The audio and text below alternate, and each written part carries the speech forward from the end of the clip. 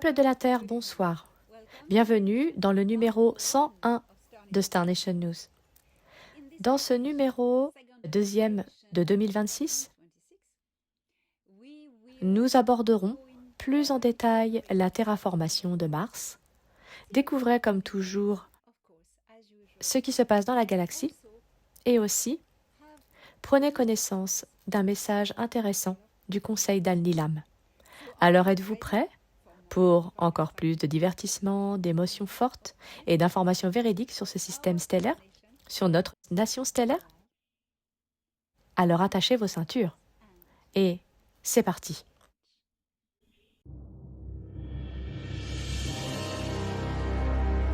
Fédération galactique des mondes.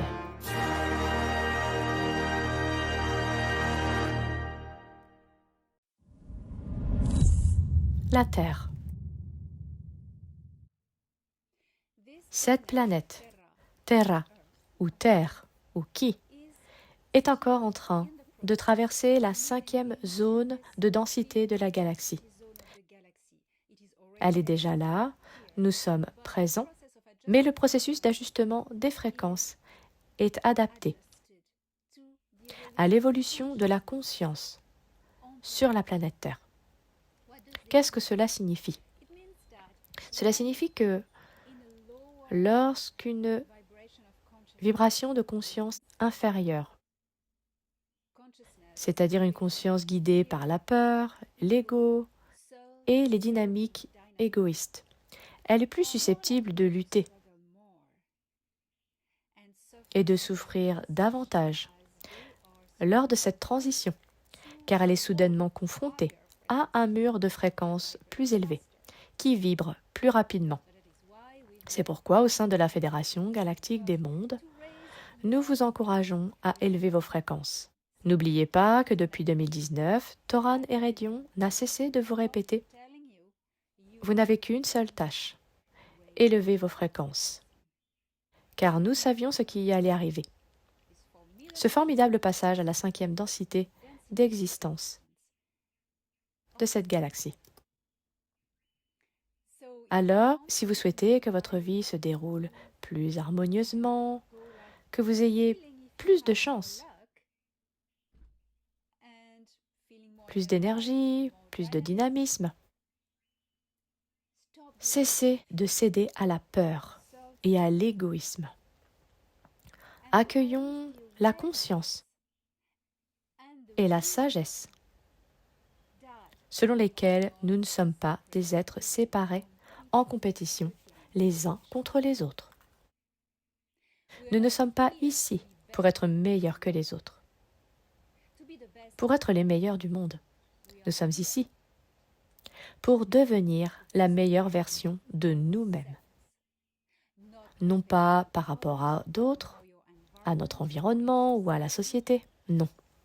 Par rapport à notre potentiel, qui nous sommes, qui nous pouvons devenir ou qui nous sommes destinés à devenir. Vous êtes déjà pleinement vous-même, mais vous n'êtes pas encore totalement connecté à cet état d'être. Soyez la meilleure version de vous-même, pas la meilleure version de l'univers. C'est une sagesse fondamentale. Fondamentale. Système Sol, système solaire. Alors, que se passe-t-il au niveau de notre système Sol? Intéressons-nous maintenant à Mars, car cette planète a fait la une de l'actualité récemment. Voyons donc ce qui se passe sur Mars. Commençons par Elon Musk. Son objectif de longue date est d'utiliser le système Starship de SpaceX, de faire de l'humanité une civilisation interstellaire multilatérale, en créant une présence humaine autonome sur Mars.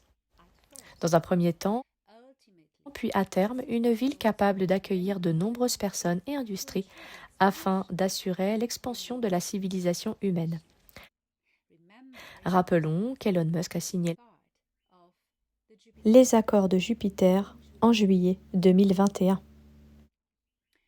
Starship est conçu comme un lanceur super lourd, entièrement réutilisable, capable de transformer du fret et des personnes vers Mars grâce à des technologies clés telles que le ravitaillement en orbite et l'utilisation des ressources martiennes in situ, notamment le dioxyde de carbone et les glaces d'eau locales. Le ravitaillement en orbite représente un défi majeur pour la mission martienne, car le transfert de propulseurs dans l'espace est crucial. Un vaisseau Starship destiné à Mars dispose donc de carburant nécessaire pour un long voyage. SpaceX a par conséquent reporté ses échéances initiales et prévoit désormais une première démonstration de ravitaillement en orbite d'ici mi-2026. Il s'agit d'une démonstration de ravitaillement et non d'un voyage vers Mars. Ok ? Tout ce que la Fédération galactique peut faire, c'est s'adapter aux difficultés liées aux tests, aux essais techniques des technologies de SpaceX et d'Elon Musk. Ils avaient convenu d'un atterrissage sur Mars en 2027, mais ont rencontré des problèmes. Nous nous adaptons seulement donc à la situation. Nous verrons d'ici là ce que la Fédération galactique des mondes prépare sur Mars. Mais continuons d'examiner le calendrier et les attentes actuelles d'Elon Musk. SpaceX ne prévoit plus d'envoyer un vaisseau Starship sans équipage sur Mars cette année. En 2026, en raison des nombreuses améliorations techniques, des problèmes rencontrés et des tests à réaliser au préalable. Musk a donc qualifié cette tentative de distraction, compte tenu des obstacles techniques non résolus. Il avait auparavant estimé à 50% la probabilité d'un lancement fin 2026, mais ce ne sera plus le cas. Les prochaines fenêtres de lancement optimales, lorsque la Terre et Mars sont alignés pour un voyage efficace, se présentent environ tous les 26 mois. Si l'année 2026 est manquée, une fin d'année 2028, voire plus tard, devient plus probable pour les missions sans équipage. Elon Musk prévoit le premier atterrissage habité sur Mars entre la fin de 2028 et le début des années 2030. Bien que de nombreux experts considèrent 2031 comme une échéance plus réaliste, je le répète, cela dépend de l'avancement du plan de divulgation qui peut accélérer le développement des nouvelles technologies, notamment les exotechnologies. La mise en œuvre pourra intervenir beaucoup plus tôt. L'objectif à long terme de Musk reste la construction d'une ville martienne autosuffisante, nécessitant d'importantes capacités de transport de fret, une infrastructure énergétique, des systèmes de structure et d'habitation, ainsi qu'un ravitaillement en orbite pour le carburant et les fluides nécessaires au maintien de la vie. SpaceX se présente explicitement comme un moteur de croissance industrielle et d'opportunités économiques, tant sur Terre que sur Mars. Il était initialement prévu d'envoyer les robots Tesla, Optimus, avec les premières missions Starship, voire avant les équipages humains, afin de contribuer à la préparation de la surface martienne. Or, nous constatons que cette préparation est déjà en cours. Un futur réseau Starlink martien est toutefois envisagé pour fournir une infrastructure de communication sur Mars. En résumé, un lancement vers Mars à court terme, prévu pour 2026, est désormais improbable en raison de difficultés persistantes, notamment en matière de ravitaillement en orbite. Les missions martiennes sans équipage sont toujours prévues entre fin 2028 et 2030. C'est le scénario optimiste. Les premiers atterrissages habités sur Mars sont probables au début des années 2030, voire plus tard, et des étapes technologiques importantes restent à franchir. La vision ultime d'Elon Musk est la création d'une ville viable et potentiellement autosuffisante sur Mars, et elle demeure l'objectif principal de SpaceX malgré l'évolution du calendrier. Depuis la libération de Mars en 2021, des colonies alpha-centauriennes sont établies sur la planète rouge.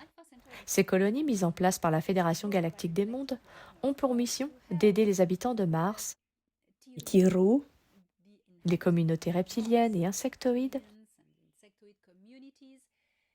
à reconstruire leur planète et à faire de Mars un centre névralgique pour de nouvelles colonies. Elles ont également restauré l'habitat de surface des Tiru et l'installation de systèmes de défense pour le système solaire. Cette alliance, baptisée Alliance martienne, fusionnera un jour avec l'Alliance terrestre pour former l'Alliance Sol. Gen-Han Erédion. Avant d'être transféré à la station Aries Prime pour collaborer avec les scientifiques de l'Alliance terrestre à la restauration de la biosphère martienne. Gen-Han Erédion, frère cadet de Toran, créateur d'étoiles et terraformeur, travaillait dans un biodôme alpha-centaurien. Au début, il était responsable de la régulation et du confinement des micro-organismes issus du génie génétique, cultivés le long de la structure interne du biodôme principal.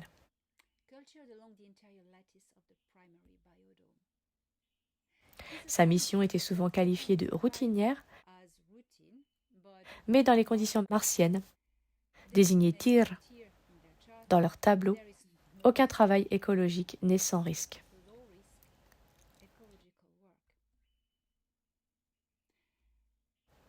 Les Sélosies ont mis en place un système exobiologique entièrement intégré dès leur arrivée. Bien qu'efficaces dans des environnements confinés, leurs organismes interagissent de manière imprévisible avec la biosphère fragile et instable de Tyr, saturée de composés perchloriques. Quand vous touchez au système météorologique, le simple fait d'affecter un infime composant de cette biosphère provoque un effet papillon pouvant engendrer des tempêtes dévastatrices, voire des séismes, et une activité tectonique jamais enregistrée auparavant.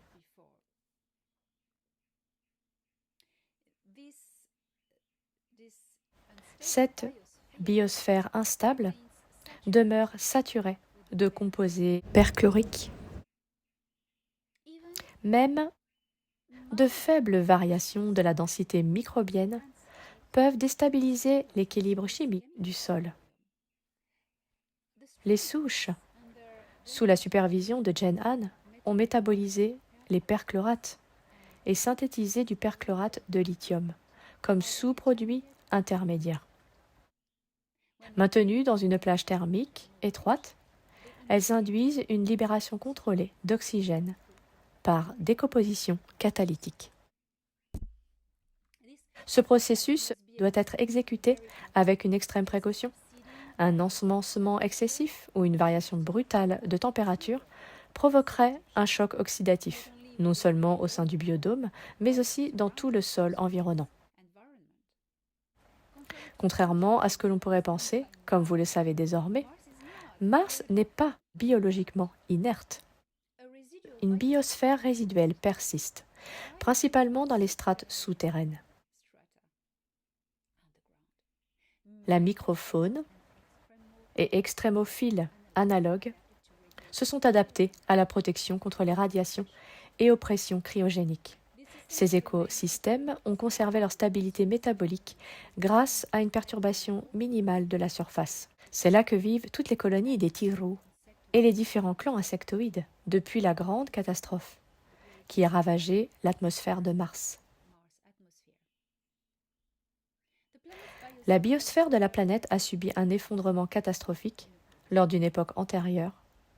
En effet, la destruction de la 5e planète a engendré la perte atmosphérique de Mars, provoquant une exposition aux radiations qui a anéanti la vie en surface et rompu les boucles de rétroaction écologique à long terme. Tyr ou Mars existe depuis lors d'un état métastable. La colonisation à grande échelle, dans de telles conditions, introduit des variables inacceptables. D'un point de vue de la terraformation, une occupation prématurée risque de contaminer de manière irréversible les voies biochimiques indigènes. La Fédération galactique des mondes concentre ses efforts opérationnels sur des protocoles, des terraformations radio et lents. Ces protocoles comprennent la densification atmosphérique par oxygénation progressive, la formation de régolithes, la naturalisation par réduction du perchlorate et la réactivation hydrologique à long terme.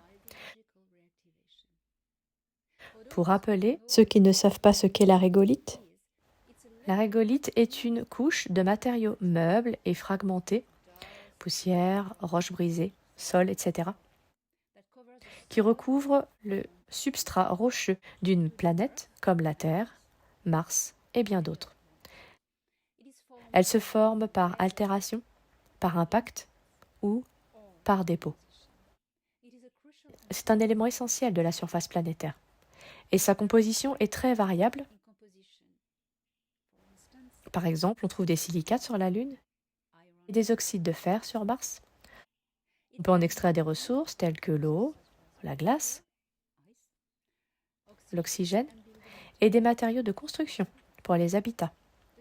Le problème est qu'il est généralement composé de particules fines et coupantes, susceptibles d'endommager les équipements et de présenter des risques pour la santé.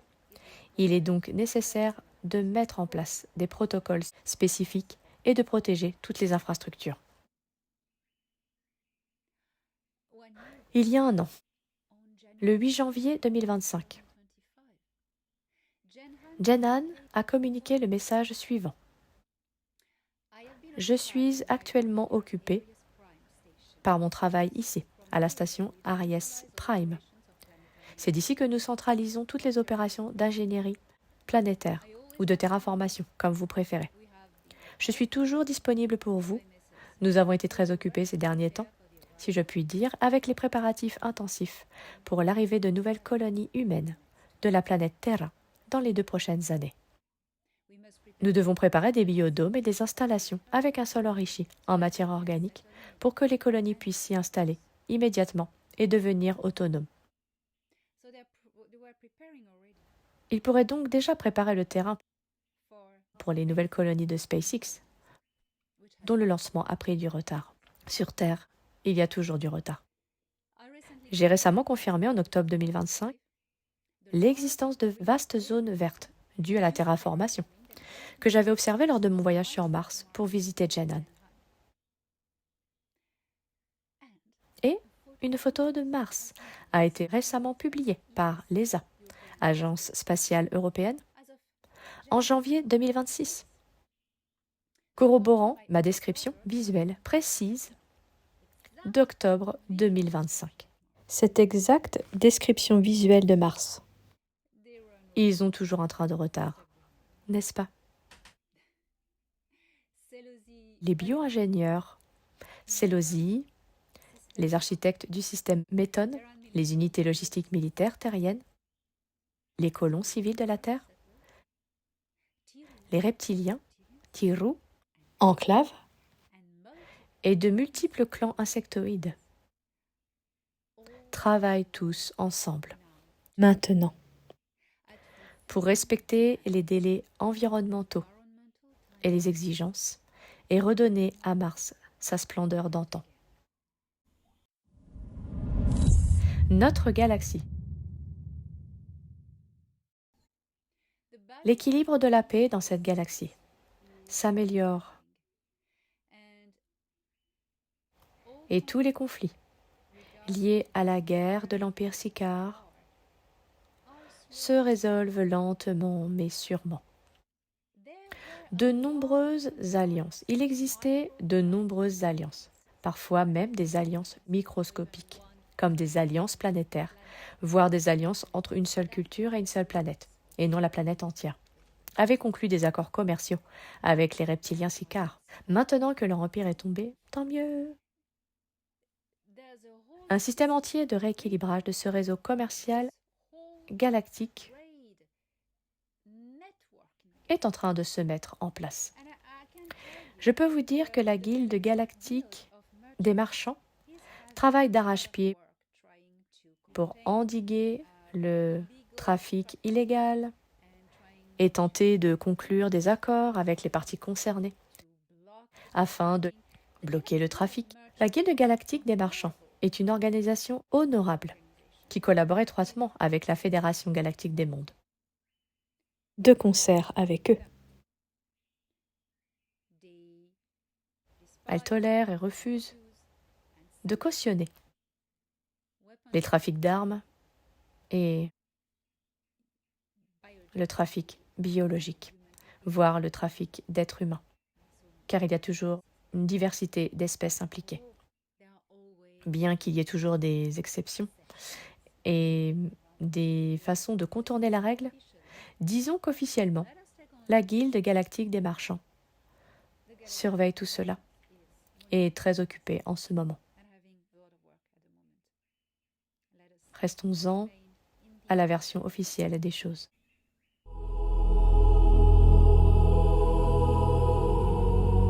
Conseil d'Al-Nilam.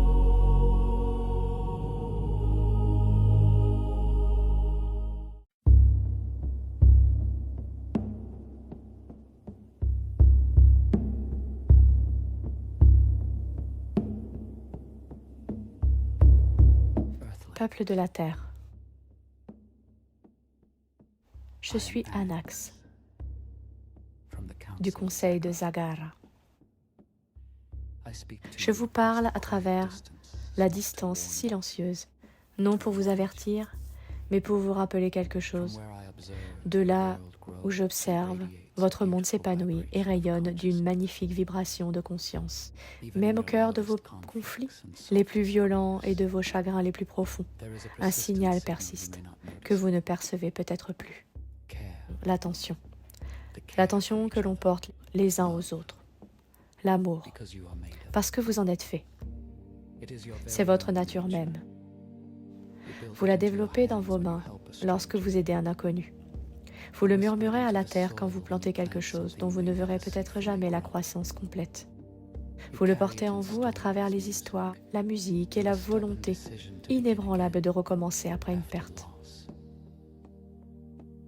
Vous avez souvent l'impression d'être en retard, d'avoir échoué à une épreuve cosmique.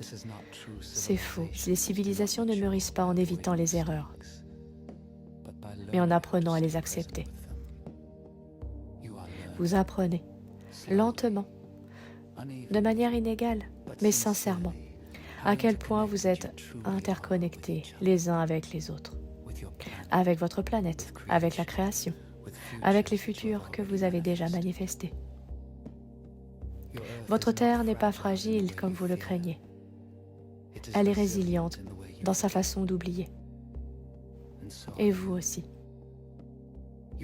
Vous êtes fait de la même matière que vos océans et vos étoiles, des systèmes qui s'adaptent, se souviennent et guérissent lorsqu'on leur accorde de l'attention. Ne sous-estimez pas le pouvoir des petits gestes de gentillesse répétés.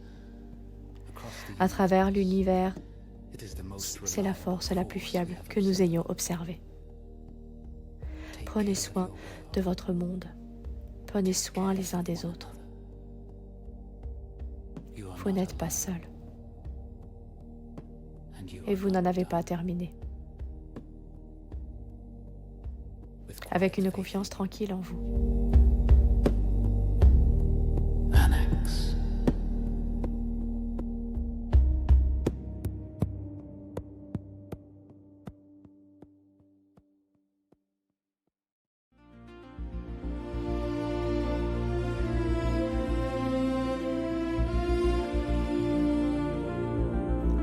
Un mot de l'émissaire.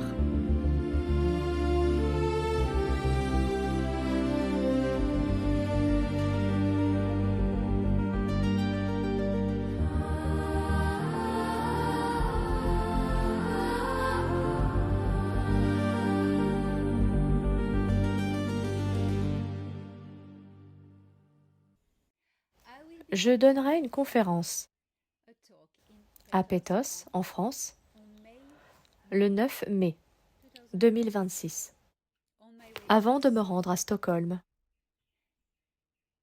en Suède, où je présenterai, les 23 et 24 mai, une conférence en présentiel sur les exotechnologies. Après la conférence de Stockholm, une fois qu'elle sera passée, je serai à Tokyo, au Japon, pour une autre conférence passionnante, le 14 juin. En octobre aussi, je vous invite également à Nashville, dans le Tennessee, les 16 et 17 octobre 2026. Ce n'est pas tout pour 2026, car je serai à Dubaï. En novembre 2026, où un projet d'envergure est en préparation. Ainsi, toutes ces conférences, aux 4 coins du monde, auxquelles je me rends avec plaisir, seront une opportunité de vous rencontrer. Nous allons passer des moments extraordinaires ensemble, et rien ne vaut une rencontre en personne. Pour les fréquences, quand on ressent l'énergie d'une personne, vous savez. Démystification de la semaine. Peut-on percevoir à distance la Fédération Galactique des Mondes? Eh bien non, vous ne pouvez pas. Pour des raisons évidentes de sécurité et de logistique. Les infrastructures extraterrestres, telles que les installations, les vaisseaux spatiaux, les stations orbitales et spatiales, ainsi que le personnel, sont bien entendu équipés de systèmes de blindage holographique, anti-remote viewing. Bien entendu. Et tout acteur hostile, capable de perception, qui n'est pas local, pourrait inspecter à distance les systèmes de propulsion, les redondances de systèmes de survie ou les matrices de contrôle des armements, observer les briefings de commandement en temps réel, suivre les émissaires diplomatiques à travers l'espace ou identifier des vulnérabilités systémiques sans déployer le moindre moyen physique. Ce serait tout simplement absurde. Un tel environnement rendrait la sécurité conventionnelle caduque, dénuée de sens. Ce serait une aberration. En pratique, cette menace est neutralisée depuis longtemps. En réalité, chaque installation, vaisseau et membre du personnel est protégé par de tels boucliers qui projettent une image trompeuse sur écran, empêchant ainsi toute tentative d'observation à distance. Ces boucliers anti-observation à distance fonctionnent en projetant une superposition perceptive synthétique sur les canaux d'observation non locaux.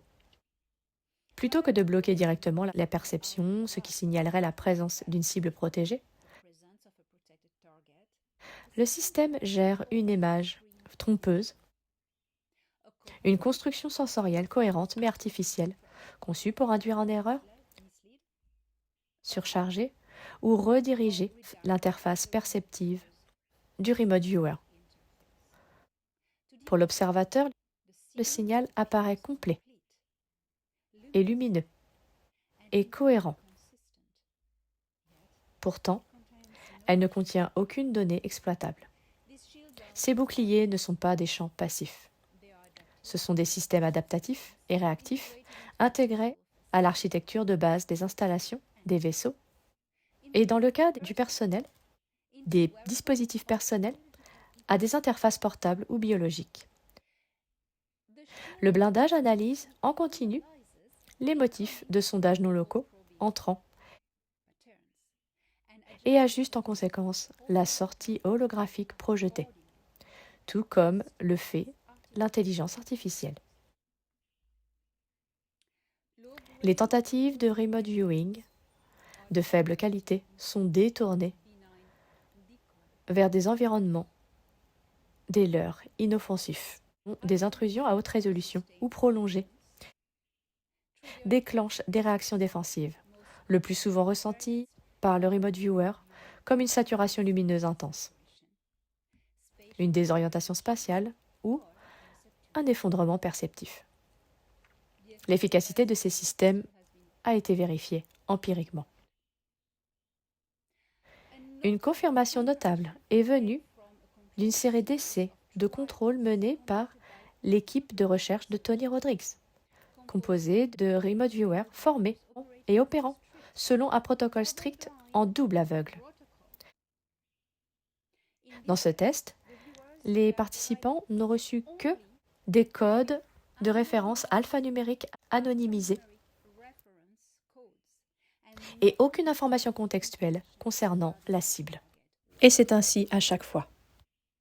À ma demande, la cible a été fixée à la station orbitale de Toran, une installation de haute sécurité dotée de défense antilocale à spectre complet.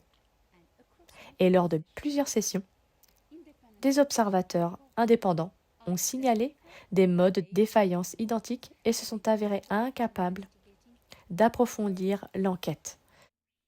Le premier contact était presque immédiatement suivi d'une barrière perceptive écrasante, décrite constamment comme une luminosité structurée aveuglante, dépourvue de profondeur et de détails. C'est exactement cela. Toute tentative de pénétrer, de contourner ce phénomène entraîne une perte de cohérence du signal et l'arrêt forcé de la session.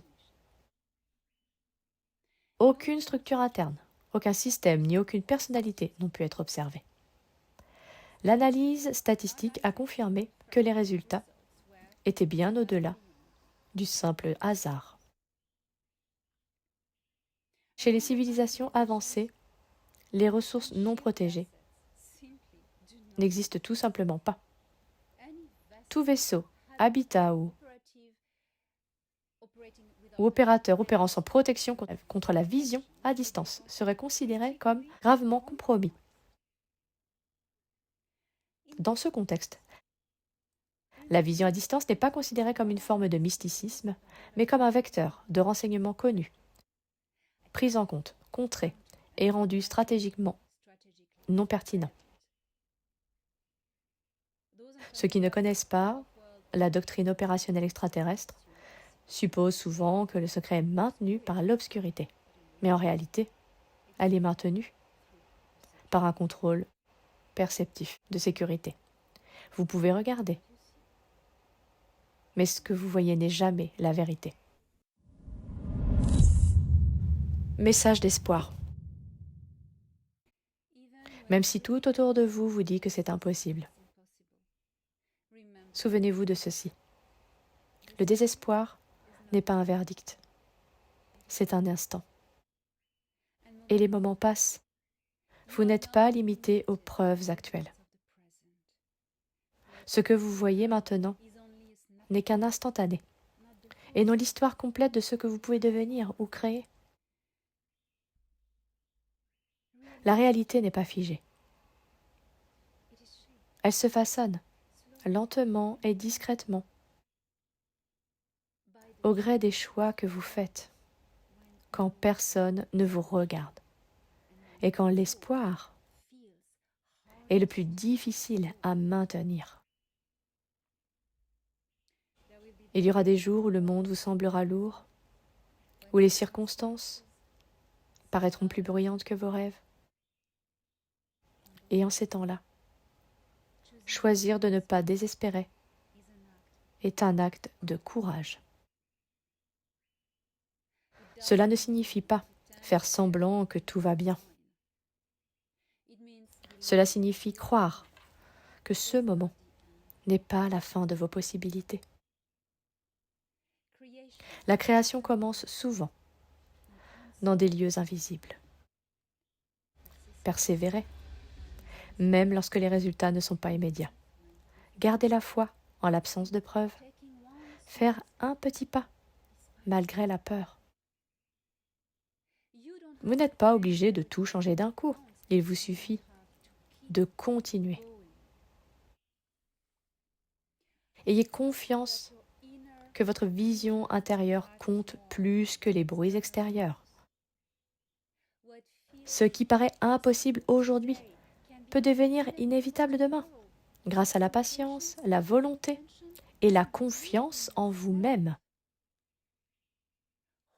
tenez bon.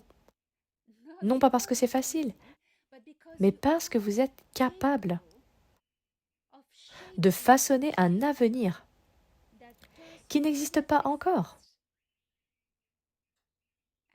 et de le faire exister pour ne jamais désespérer. Vous êtes encore en devenir. Nous avons confiance en vous, car nous avons vu ce que vous devenez et le monde que vous allez façonner.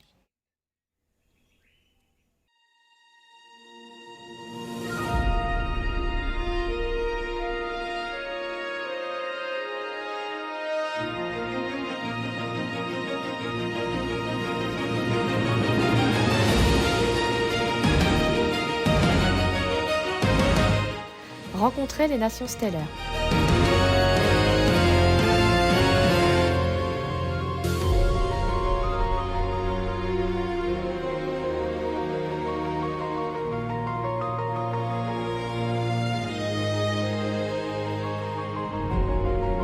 Constellation nébuleuse de la Carène, système stellaire Men Eta Carinae, NGC 3372, planète Ashurn, culture Shur.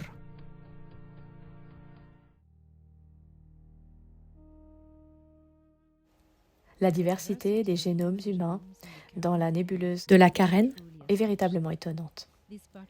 Une culture particulière est également un trésor en elle-même. Les Shur, ou Shuri, sont également une culture humaine très ancienne et ils sont antérieurs à l'ensemencement du génome humain dans le système Man, dans la constellation de la Lyre, car ils sont originaires de la galaxie Pegasus, NGC 7331, et sont arrivés dans cette galaxie avec les ensemenceurs, il y a longtemps. En réalité, les Shuri sont les descendants d'une colonie extraterrestre altéane qui s'est installée dans la nébuleuse de la Carène pour surveiller le développement des races humaines dans Nataru. Au fil du temps, ils se sont assimilés à la vie et aux organisations de cette galaxie. Subissant des mutations génétiques adaptatives dues au rayonnement de la nébuleuse, leur peau se durcit et leurs yeux prirent une lueur dorée envoûtante. Les Shuri sont accueillants et toujours désireux d'offrir des conseils en matière spirituelle, d'évolution personnelle et sociale, partageant les bienfaits de leur sagesse ainsi que de leur technologie avancée. En tant que conscience d'interface, les Shuri intègrent une intelligence plasmique dans leurs vaisseaux spatiaux et leurs appareils plus ordinaires, ce qui leur permet d'interagir directement avec leur technologie en utilisant uniquement le pouvoir de leur conscience. Et ne font partir d'aucune organisation galactique dans Nataru, car ils sont toujours liés à la Confédération intergalactique et aux 9 avec lesquels ils sont en contact quotidien. Les Shuri surveillent de près les programmes d'envoyés sur Terre, bien qu'ils ne participent activement à aucune d'entre elles. Ils possèdent une magnifique flotte spatiale composée de sphères irisées et de vaisseaux en forme de soucoupe qu'ils appellent la flotte de cristal. Extrait d'Encyclopædia Galactica volume 2.